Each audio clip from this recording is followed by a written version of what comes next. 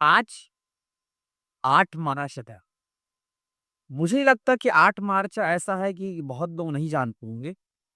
8 मार्च को हम अंतर्राष्ट्रीय महिला दिवस इंटरनेशनल वुमेन डे के रूप में सेलिब्रेट करते हैं। आज मैंने भी इसको अंतर्राष्ट्रीय वुमेन डे के रूप में सेलिब्रेट किया, मैसेज शेयर किया, उसको स्टेटस में डाल दिया। फिर थोड़े से कुछ समय बाद जैसे मैं पढ़ने बैठा था, मेरा ध्यान अचानक से उस करंट अफेयर पे गया। जिस पे यूनाइटेड नेशन जो दुनिया की सबसे बड़ी संस्था मानी जाती है, उन्होंने कहा कि दुनिया के 25 देशों में महिला अधिकार धीरे-धीरे कम हो रहे हैं।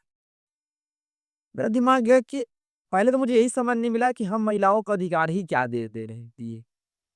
देखने पे लगता है बहुत से अधिकार दिए बट सामाजिक वास्तविकता कुछ दूसरी है। बहुत दूसरी क्या बहुत दूसरी मैंने बहुत पास से समाज को देखा वास्तविकता जानकर मैं कभी भी चौंका नहीं एकदम दंग रह जाता हूँ कि ये परिस्थिति हो कैसे रही। तो आज हमें यही समझना है कि महिलाओं के साथ महिला दी तो है हमें लिंग के आधार पर असमानता तो है ये समाज में। आज उन्हीं असमानता पे चर्चा करेंगे। चलिए तो नमस्कार, आज का वीडियो का हमारा टॉपिक है कि सामाजिक असमानता क्या है और उसको कैसे कम किया जा सकता। देखिए, सामाजिक असमानता क्या है, पहले तो आप समझिए मानव का मूल स्वभाव होता है कि वो स्वतंत्रता प्राप्त करना चाहता है, स्वतंत्रता से जीना चाहता है। ये मानव का मूल स्वभाव है। और ये जो स्वभाव को मुझे लगता है हर आदमी को प्रेम होगा, हर आदमी चाहता है कि उसकी स्वतंत्रता बरकरार, चाहे वो किसी भी लिंग से संबंधित हो, चाहे वो किसी भी कास्ट से संबंधित हो, चाहे किसी भी आर्थिक तबके से संबंधित हो, हर व्यक्ति चाहता है कि स्वतंत्रता उसको मिलनी चाहिए। लेकिन समाज की कड़वी सच्चाई ये रह गई है कि एक तबका को हमेशा दबा कुचलता उनके अधिकारों की सुरक्षा नहीं दी जाती है। और एकदम अगर आप ध्यान से देखोगे तो दुर्भाग्य है, बहुत बड़ा दुर्भाग्य है। आर्थिक असमानता तो है ही है, जातिगत असमानता, लिंग के आधार पर असमानता, नस्ल के आधार पर असमानता। अगर आप जिसको बहुत बारीकी से देखो ना, समाज की ना से वैराग्य उत्पन्न हो जाएगा और मन कहेगा कि ऐसे समाज में रहने का क्या बात में क्या है। जैसे आप उदाहरण समझिए, देखो बहुत बहुत बेसी बड़ा गरीब जो आदमी ना आर्थिक असमान पे पर अगर आप बात करते हो समानता की, ये बहुत डेटा पढ़े हो कि भारत में 1% व्यक्ति के पास 1% व्यक्ति के पास पूरे भारत का 90% धन है और 99% व्यक्ति के पास 10% धन। ये कड़वी सत्य इस लेवल तक है कि जो गरीब व्यक्ति है वो बेसिक खाना खाने से पहले भी सोचता है। वो तो छोड़िए, मतलब नॉर्मल चीज है, वो कुछ चीज सोचने से पहले भी सोचता है। गरीबी ना अगर इस दुनिया में कोई सबसे बड़ा अगर कोई पाप है वो गरीबी अभिशाप। गरीबी से बड़ा अभिशाप कोई नहीं है। आप इस वास्तविकता से समझ रहे हो, समाज पे देखिए ना, गरीब व्यक्ति के राय की कोई इज्जत नहीं करता है, कोई इज्जत नहीं करता है, कोई उसे पूछता भी नहीं। लेकिन जिस दिन ना वो बात देखोगे, जो जब मृत्यु हो जाती है तो उनके मैयत को उठाने के लिए सबसे पहले वही गरीब व्यक्ति को ही पूछा, तो वही गरीब व्यक्ति आती है। ये समाज की वास्तविकता है। एक तो हो गया आर्थिक आधार पर असमानता। आर्थिक आधार पर असमानता को बहुत बड़े रूप में आप देख सकते हो। एक सामान्य व्यक्ति अपने अपने जीवन की इलाज भी नहीं करा पाता, बेसिक बात ज़रूरतों पे नहीं जाता है, तो एक गरीब व्यक्ति अपने बच्चे को मरते हुए देखता है। ये वास्तविकता है आर्थिक स्थिति। एक ठीक नहीं होने पर ये चीज़ें हमें बहुत सामान्यता देखने को मिलता है। आपको इतना समझना है तो सोचिए ना, गवर्नमेंट हॉस्पिटल का जो हालत, जो कंडीशन है, वो आप मुझसे लगता है अच्छा आप बेहतर तरीके से आप जानते हो उनकी हालत परिस्थितियाँ कैसी। दूसरी असमानता की बात करूँ तो हमारे देश में जातिगत असमानता। जातिगत असमानता तो इस रूप में आज लोग बोल देते हैं कि आप कहाँ देखने को मिलता है। सर आप रहते कहाँ हो? आप लोकल इंडिया देखिए कहाँ है? लोकल इंडिया देखिए ना तो आपको ना मतलब बिल्कुल बोल रहा हूँ कि ना मैं अगर आप बुद्धिजीवी वर्ग हो तो वैराग्य उत्पन्न हो जाएगा कि अरे हाँ, ये तो बहुत ज़्यादा गलत है। जातिगत असमानता होती है कि जो निचला तबका, मैं तो पहले मानता नहीं पिछड़ा तबका क्या है। और जातिगत असमानता पे हम एक बहुत विस्तृत वीडियो बनाएँगे, जाति व्यवस्था क्या है, कैसे इस पे लेकर आया गया है। जातिगत असमानता ना माना को माना तुल्य नहीं मानता। मैं अपने दोस्तों को जानता हूँ, जो निचले तबके, मुझे लगता है ऐसा बोलना ठीक नहीं होगा, निचले तबके से बिलॉन्ग करते ही समाज समझता है, उनको किसी विशेष फंक्शन में आमंत्रित नहीं कर सकते। ये कहाँ तक की वास्तविकता है? माना वो भी, हम भी, समानता का अधिकार तो सबको बराबर मिलना चाहिए। तो संविधान पे लिख देने से बात सही नहीं हो जाएगी। उनको मानना पड़ेगा, सामाजिक जागरूकता फैलानी पड़ेगी, तब जाकर ये चीज़ ठीक हो जाएगी। जाति का समाज तो बहुत ही इसको खत्म किया जाना बहुत ज़रूरी है।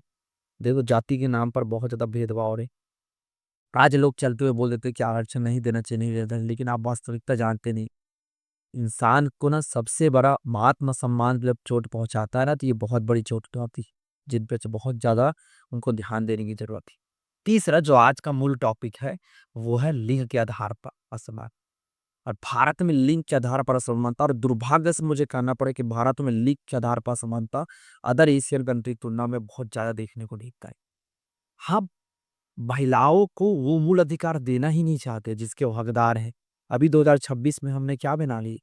हमने अभी अभी 2000 के लिए बोलता हूँ 2024 में हमने क्या किया, महिला सशक्तिकरण पे 33% का आरक्षण करने की कोशिश की है। देखते उसे समाज में क्या बदलाव आता है। भारत की 50% आबादी को अगर आप अब उनको अधिकार नहीं दे रहे हो, उनका सम्मान नहीं दे रहे हो, उनको उनके साथ भेदभाव कर रहे हो, तो ऐसी परिस्थिति में कभी संभव नहीं कि भारत एक सभ्य देश, एक सभ्य देश तो नहीं, एक विकसित देश बन जाए। हमें इस बात को समझना पड़े लिंग के आधार पर, और सही मायने में इंटरनेशनल वुमेन डे के साथ-साथ तो इसी बात पे सामान्य होगी कि हम उसके आत्मसम्मान की रक्षा करें। और हम रक्षा करने की बात ही क्यों आती है? वो अपने इतने लायक हो जाए कि आत्मसम्मान की रक्षा। लिंग के आधार पर भेदभाव देखने को मिलता। आप गौर करोगे कि आप 25 साल के लड़के को बोल रहे हो कि अभी ये तो बच्चा है बोल के। अब मैं 25 साल के 25 तो बहुत ज़्यादा बोल दिया मैंने। 18 साल 20 साल की लड़की को आप बोल रहे हो कि गुड़िया की शादी की उम्र हो गई है आपकी। वो ज़िम्मेदारी उसको दिया जाए, जब आपको मन हो बताइए। ये असमानता देखने को मिलता है। मैं तो ये भी असमान देख रहा हूँ, सिंपल एकदम असमानता कि गाँव में लड़कों के पास एंड्रॉइड फ़ोन है और माताजी के पास ये क्या देखने को मिलता है? So normal keypad. ये बेसिक असमानता करो।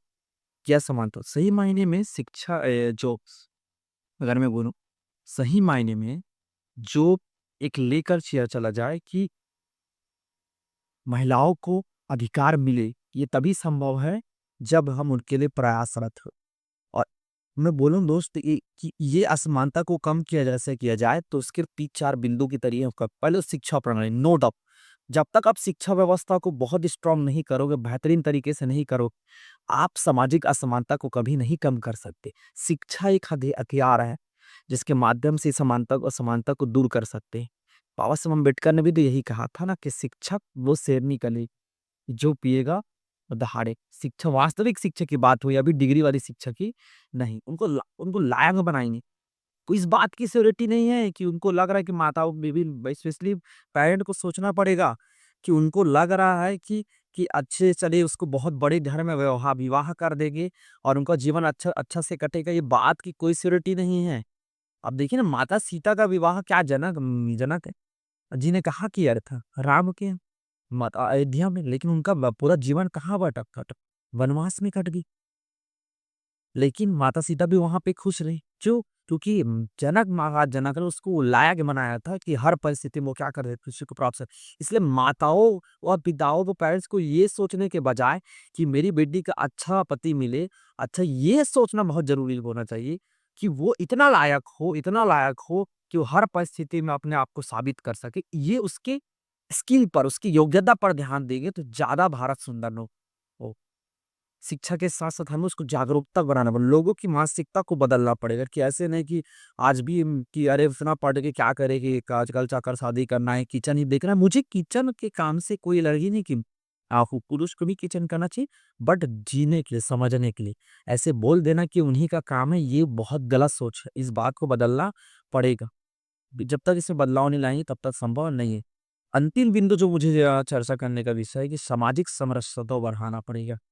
आप बात याद रखिए, आप अब बोलते नहीं कि पहली तो हो जाती है कि अशिक्षित ही अशिक्षित होगा वही बलात्कार या महिलाओं का सम्मान नहीं करेगा, शिक्षित व्यक्ति भी बलात्कार, वो पठित तथाकथित शिक्षित व्यक्ति भी इस प्रपंच एक महिलाओं के या छेड़छाड़ में इन्वॉल्व हो रहे हैं, तो उनको वास्तविक शिक्षा की ज़रूरत है। आप याद रखिए, मैं मेरी तो एक ही सलाह है, आप ऐसा कोई भी व्यवहार स्त्री के या अपनी बहन के साथ मत कीजिए या सामने वाली किसी लड़की के साथ मत कीजिए, जो व्यवहार आप अपने महान और अपने पत्नी या अपने माता के प्रति नहीं चाहते। इस बात को समझिए, अब महिलाओं का सम्मान कीजिए। चलिए, चलते हैं, कल कुछ ही तरह ही मिलेगी। सभी को अंतर्राष्ट्रीय महिला दिवस की शुभकामनाएँ।